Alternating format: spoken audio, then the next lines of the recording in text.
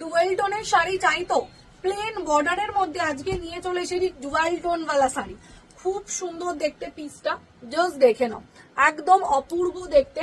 Total dual টোনের ওপরে একদম পিচ পিঙ্ক কালার, যেটা হয় অরেঞ্জ অ্যান্ড পিঙ্কের ডুয়াল টোনের ওপরে থাকবে শাড়িটা, অপূর্ব দেখতে আর একদম রিজনেবল।